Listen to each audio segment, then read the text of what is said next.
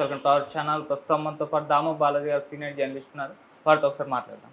Sir నమస్కారం sir. నమస్తే. Sir, Chandrababu Naidu గారికి జగన్మోహన్ రెడ్డి గారు సరెండర్ అయిపోయినట్టుగా చాలా అనుమానాలు, అభిప్రాయాలు వ్యక్తం అవుతున్నాయి సార్. అంటే 1 ఇయర్ పాలన కూటమిది కంప్లీట్ అయిపోయినా కూడా జగన్మోహన్ రెడ్డి గారు పెద్దగా యాక్టివ్గా జనాల్లోకి రావట్లేదు. ప్యాలెస్లకే పరిమితం అయిపోయారు. అయితే బెంగళూరు లేకుంటే తాడపల్లి, వాళ్ళ సైన్యమేమో మొత్తం జైళ్ళల్లో బెయిళ్ళ మీద ఈ విధంగానే ఉంది. సో ఎటువంటి యాక్టివ్ పాలిటిక్స్ అయితే జగన్మోహన్ రెడ్డి గారు చేయట్లేదు. ఇదే డౌట్ క్రియేట్ చేస్తుంది. అటు చంద్రబాబు నాయుడు గారు కూడా జగన్మోహన్ రెడ్డి గారిని అరెస్ట్ చేయించట్లేదు. సో ఇదంతా కూడా చూస్తుంటే ఏమన్నా సరెండర్ అయిపోయారా అన్న అనుమానాలు వ్యక్తం అవుతున్నాయి. సో ఆ పాసిబిలిటీ ఉందంటారా సార్?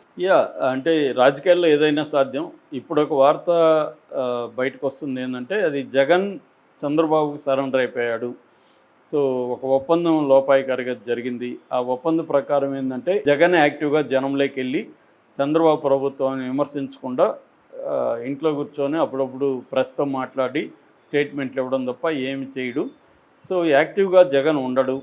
కాబట్టి మీరు ఎవరో అరెస్టులు చేసుకోవాలో వాళ్ళని చేసుకుంటా ఉండండి, కేసులు పెట్టుకుంటా ఉండండి, మేము మీ ప్రభుత్వ వైఫల్యాల మీద ప్రజల్లోకి వెళ్ళి పోరాడము అని జగన్ ఒక ఒప్పందం చేసుకున్నాడు చంద్రబాబుతో.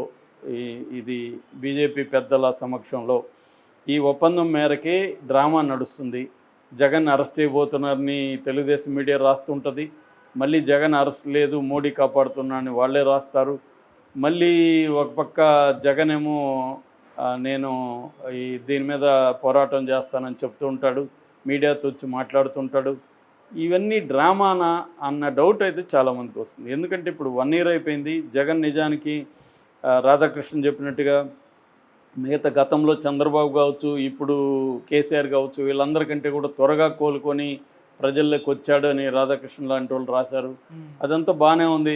కానీ పేరుకి వచ్చాడే కానీ ప్రజల్లో ఎక్కడా కూడా ఉద్యమాల్లోకి రాలేదు జగన్ ఇప్పటివరకు.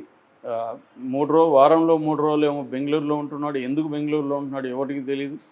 మిగతా 3 రోజులు వస్తే తాడేపల్లి క్యాంప్ ఆఫీస్లో ఉంటున్నాడు. ఆఫీసులో కూర్చోవడం, మీడియాతో ఏదో మాట్లాడడం, సెలెక్టివ్గా మీడియాని పిలిచి ఏదో చెప్పాల్సింది చెప్పేయడం, చిన్న చిన్న సమావేశాలు ఏర్పాటు చేయడం, దాంట్లో చంద్రబాబుని ప్రభుత్వాన్ని తిట్టడం, మళ్ళీ వెళ్ళిపోవడం, ఇదే జరుగుతుంది. నిజానికి ఇది మంచి అవకాశం. 1 ఇయర్ దాటినా కూడా సూపర్ 6 పథకాలు మెజారిటీ అమలు కావట్లేదు. చాలామంది ప్రజలు అసంతృప్తిలో ఉన్నారు. సో ఆల్రెడీ ఎకనామీ దారుణంగా ఉంది. మనకి మైనస్లో జిఎస్టీ ఉంది. ఇప్పటివరకు ఎప్పుడు లేని మైనస్లోకి వెళ్ళింది. సో పెద్దగా పెట్టుబడులు రావట్లేదు. పెద్దగా సెంట్రల్ గవర్నమెంటు ఆంధ్రప్రదేశ్లో ఎకనామీకి ఏమీ హెల్ప్ చేయట్లేదు. విభజన హామీలు అమలు కావట్లేదు. విశాఖ ఉక్కు అది ప్రైవేటీకరణకి ప్రాసెస్ అనేది స్పీడప్ అవుతుంది. అనేక మంది కార్మికులు, వందలాది వేలాది కార్మికులు తీసేస్తున్నారు. అనేక ఇష్యూలు ఉన్నాయి జగన్కి. ఇప్పుడు మంచి అవకాశం. అంటే మామూలుగానే జగన్ స్టైల్ ఏంటంటే, best form of defence is offence అని. అంటే మనల్ని కాపాడుకోవాలంటే మనం అఫెన్సివ్గా వెళ్ళాలని. అది చేయట్లేదు జగన్. డిఫెన్సివ్ పాలిటిక్స్ ఆడుతున్నాడు. ఇక జగన్కి సంబంధించిన అనేక మంది మెయిన్ వాళ్ళంతా కూడా జైళ్ళల్లో ఉన్నారు, లేకపోతే బెయిల్ కోసం కోర్టుల చుట్టూ తిరుగుతున్నారు, లేదంటే అన్నీ మూసుకొని కూర్చొని ఉన్నారు. మనం చూస్తే పెద్దిరెడ్డి కావచ్చు, పెద్దిరెడ్డి రామచంద్రరెడ్డి, వాళ్ళ కొడుకు పెద్దిరెడ్డి మిథున్ రెడ్డి, సజ్జల రామకృష్ణారెడ్డి, వైవి సుబ్బారెడ్డి, కొడాలి నాని, వల్లభనేని వంశీ, ధనంజయ రెడ్డి, కృష్ణమోహన్ రెడ్డి, విడదల రజని, రోజా, కసిరెడ్డి రాజశేఖర్ రెడ్డి, అవినాష్ రెడ్డి, నందిగం సురేష్, ఈ బ్యాచ్ అంతా ఏమయ్యారు? ఉంటే జైళ్ళల్లో ఉన్నారు, లేదంటే సైలెంట్గా ఉన్నారు. అనారోగ్యం ఇంకొకటి కథలు చెప్తున్నారు. కొంతమంది కోర్టులో బెయిల్ కోసం తిరుగుతున్నారు, సైలెంట్గా ఉంటున్నారు. ఓన్లీ మనకు కనబడేది ఒక పేరుని నాని, అప్పుడప్పుడు అంబటి రాంబాబు. రోజా కూడా సైలెంట్ అయిపోయింది. అంటే ఇక జగన్ టీం అంటారు, కోర్ టీము. ఆ కోర్ టీంలో మనకి తలశెల రఘురామ్ కావచ్చు, లేల్లా పిరెడ్డి కావచ్చు, అజయ్ కల్లాం కావచ్చు, ఇలాంటి వాళ్ళంతా కోర్ టీమ్గా. ఇందులో విజయసాయిరెడ్డి కూడా ఉన్నాడు, ఆయన గురించి చెప్తాను. సో కోర్ టీం అంతా కూడా ఏమైపోయింది? సైలెంట్, నిశ్శబ్దం పాటిస్తున్నారు. మౌనవ్రతంలాగా అయిపోయింది. ఎవరు కూడా బయటకు వచ్చి మాట్లాడే పరిస్థితి లేదు. ఇది ఒక ఆస్పెక్ట్ అయితే, రెండో ఆస్పెక్ట్ ఏంటంటే, జైళ్ళకు వెళ్ళిన వాళ్ళని ఇమీడియట్గా బయటికి తీసుకురావడము, లేకపోతే బ్రహ్మాండమైన మంచి హాస్పిటళ్ళల్లో పెట్టడము, అవేవి జగన్ చేయలేకపోతున్నాడు. చంద్రబాబు ఉన్నప్పుడు ప్రతిపక్షంలో కంపేర్ చేస్తే ఎవరిని అరెస్ట్ అయినా చంద్రబాబు అర్ధరాత్రి కూడా సుప్రీంకోర్టు జడ్జి ఇంటి తలుపు తట్టి తీర్పు చెప్పించుకొని బయటికి తీసుకొచ్చేవాడు. మన రఘురామకృష్ణరాజుని ఎలా బయటికి తీసుకొచ్చాడో చూసాం. లేదంటే హాస్పిటల్లో పెట్టేవాడు. మన అచ్చెన్నాయుడిని రమేష్ ప్రైవేట్ హాస్పిటల్లో పెట్టగలిగాడు. సో అంటే చంద్రబాబు ఏమో ఆగమేఘాల మీద న్యాయ వ్యవస్థను కూడా ఆయన ఇన్ఫ్లుయెన్స్ చేసి వాళ్ళ అరెస్ట్ అయిన వాళ్ళని తీసుకురావడం అనేది చేయగలిగితే, జగన్ ఏమో అసలు సైలెంట్గా ఉన్నాడు. అసలు అతను లాయరా కాదని ఎవరికి కూడా నమ్మకం లేని పొన్నవాళ్ళని పెట్టాడు ఇన్ఛార్జిగా.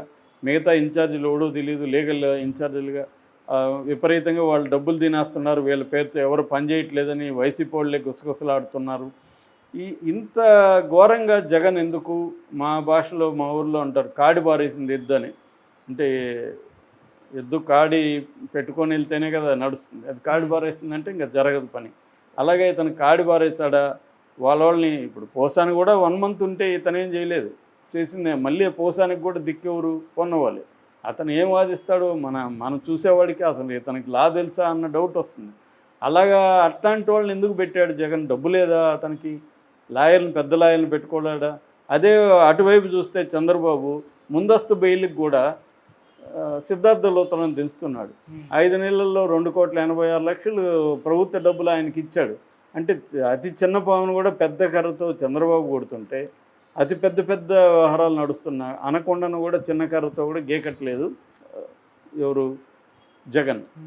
ఇక ప్రజల్లోకి ప్రత్యక్ష పని ఎప్పటికైనా జగన్కి ఖచ్చితంగా జనంలో క్రేజ్ అయితే ఉంది. ఇప్పటికి కూడా అతను బయటకు వచ్చి జనంలోకి వెళ్ళి ఉద్యమాలు చేస్తే ఖచ్చితంగా క్రేజ్ ఉంటుంది. ఆల్రెడీ చంద్రబాబు ప్రభుత్వం మీద అనేక రకాల అసంతృప్తి ఉంది. ఈవెన్ తెలుగుదేశం కేడర్లో కూడా అసంతృప్తి ఉంది. ఎందుకంటే ఎమ్మెల్యేలు ఎక్కడికెక్కడ విచ్చలవిడిగా తినేస్తున్నారు. అది తెలుగుదేశమా వైసీపీ నన్ను చూడట్లేదు, ఎవరి దగ్గరైనా వాళ్ళు డబ్బులు లాగేయడం అనే కార్యక్రమంలో ఉన్నారు.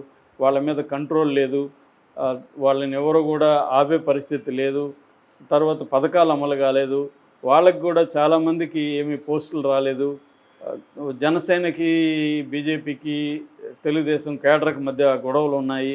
ఇలాంటి నేపథ్యంలో జగన్ కానీ ధైర్యంగా జనంలోకి వెళ్తే, ఒకవేళ అరెస్ట్ అయినా కూడా ఎలాగో అరెస్ట్ చేయాలనుకుంటే అట్లనే చేస్తారు. చేస్తే అప్పుడు జనంలో ఉంటే అరెస్ట్ చేసినా కూడా అతనికి మంచి పేరు వస్తుంది. ఉద్యమాలు చేస్తున్నాడు కాబట్టి అరెస్ట్ చేస్తున్నాడు. ఇవేవి చేయట్లేదు జగన్. మనకు సంక్రాంతి నుంచి చూస్తున్నాం, వస్తాడు సడన్గా లండన్ వెళ్ళిపోయాడు, అక్కడ 1 month పైన ఉన్నాడు, మళ్ళీ వచ్చాడు. ఇదే జరుగుతుంది తప్ప ఒక రిటైర్డ్ ఇదిలాగా ఉన్నాడు. వీళ్ళే గతంలో జనసేన నాయకుడు పవన్ కళ్యాణ్ విమర్శించేవాళ్ళు, ఆయన వీకెండ్ పొలిటీషియన్ని. జగన్ కూడా అంతే, 3 days పొలిటీషియన్. ఆయన 3 days అక్కడ ఉంటాడు, 3 days ఇక్కడ ఉంటాడు. సో ఇది జగన్ మీద ఇప్పుడు అందరికీ అనుమానాలు వస్తున్నాయి. ఎందుకంటే చాలామంది కేసులు ఉన్నవాళ్ళు ఈ ప్రభుత్వంతో ఒప్పందాలు కుదుర్చుకుంటున్నారు. పెద్దిరెడ్డి కూడా ఒప్పందం కుదుర్చుకున్నాడని వార్త వస్తుంది. అట్లాగే మన ఆయన ఎవరు, చంద్రశేఖర్ రెడ్డి కాకినాడ, ఆయన కుదుర్చుకున్నాడు అని చెప్తున్నారు. ఇలాగ చాలామంది కేసులు ఉన్న వాళ్ళు వీళ్ళతో కుదుర్చుకొని, లేదా అక్కడ బీజేపీ పై స్థాయిలో ఎవరెవరికి ఎంత ఇవ్వాలో ఇచ్చేసుకొని సైలెంట్గా ఉంటున్నారు అని చెప్తున్నారు. నిజమో కాదో తెలియదు. ఏదేమైనా వాళ్ళ జోలికి వెళితే వెళ్ళట్లేదు. సో ఈ నేపథ్యంలో జగన్ కూడా ఒక ఒప్పందం చేసుకున్నాడా? ఎందుకంటే ఇప్పటికిప్పుడు జగన్ జైలుకి వెళ్ళి కూర్చోవడానికి జగన్ కూడా సిద్ధంగా లేడు. ఇదే బయట ఉందాము, తర్వాత చూద్దాము అన్న ఆలోచన జగన్కు ఉంది. అందుకని ఉద్యమాలు ఏం చేయకుండా ఈ డ్రామాలు ఆడుతూ, ప్రెస్ మీట్ డ్రామాలు ఆడుతూ నడిపేస్తున్నాడు అన్న ఒక విమర్శ అయితే బలంగా వస్తుంది. తన నాయకుల్ని కాపాడుకోవట్లేదు, ఆగడం లేదు. మరోవైపు కొంతమంది సరెండర్ అయిపోయి పార్టీలకి వెళ్ళిపోయారు. తెలుగుదేశంలో చేరారు, జనసేనలో చేరారు, ఒకరిద్దరు బీజేపీలో కూడా చేరిపోయారు. ఇక తనకి అక్కడ నేషనల్ లెవెల్లో యాక్టివ్గా ఉన్న విజయసాయిరెడ్డి ఏమో బయటకు వచ్చేసి ఆయన కూడా ఎనిమిగా మారిపోయాడు. అయితే నేను జగన్కి హాని చేయనని ఆయన నిన్న కూడా ఒక స్టేట్మెంట్ ఇచ్చాడు. జగన్ కోటరీ వల్ల నేను బయటకు వచ్చా, కానీ జగన్కి హాని చేసే ఉద్దేశం నాకు లేదు, నాకు రాజకీయాలు అవసరం లేదని ఆయన ఓపెన్గా నిన్న ట్వీట్ చేశాడు. కానీ ఆ ట్వీట్ని ఎంతమంది నమ్ముతారనే డౌటే, ఎందుకంటే ఆయన బిహేవియర్ అలా లేదు. సో ఓవరాల్గా చూస్తే జగన్ అన్ని వైపులా వీక్గా ఉన్నాడు. తన టీమును నడపడంలో, టీమును పెట్టుకోవడంలో వీక్గా ఉన్నాడు. ఎప్పుడు కూడా మన గాడ్ ఫాదర్లో ఒక డైలాగ్ ఉంటుంది, గాడ్ ఫాదర్ సినిమాలో. అంటే పీస్ టైం అడ్వైజర్ వేరు, వార్ టైం అడ్వైజర్ వేరు, కన్సిలిగీరే అని అంటారు అని ఇటాలియన్లో. అందుకని పీస్ టైం ఉన్న అడ్వైజర్ని కొత్తగా వచ్చిన కార్లియోన్ అతను తీసేస్తాడనమాట. ఎందుకంటే నువ్వు వార్ టైంకి పనికిరావని. అలాగే జగన్ కూడా ఇప్పుడు వార్ టైంలో తన కొత్త టీముని పెట్టుకోలే. మళ్ళీ సజ్జలే కనబడుతున్నాడు, మళ్ళీ వైవి సుబ్బారెడ్డి కనబడుతున్నాడు, వీళ్ళే ఉన్నారు. ఒక కొత్తగా అగ్రెసివ్గా జైళ్ళకి దేనికైనా రెడీ అనే ఒక ఫైరింగ్ టీం ఎక్కడా కనబడలేదు. సో అంటే అన్ని వైపులా జగన్ వీక్గా ఉన్నాడు, సైలెంట్గా ఉన్నాడు. అయినా కూడా చంద్రబాబు ఎందుకు అరెస్ట్ చేయట్లేదు అంటే చంద్రబాబుకి జగన్కి మధ్య ఒక ఒప్పందం కుదిరిపోయింది. సరెండర్ అయిపోయాడు జగన్. ఊరికే డ్రామాలు ఆడుతున్నారు అంటున్నారు. ఇప్పుడేమో జూన్ 4వ తేదీ వెన్నుపోటు దినం అని ప్రకటించారు. మరి ఇక్కడ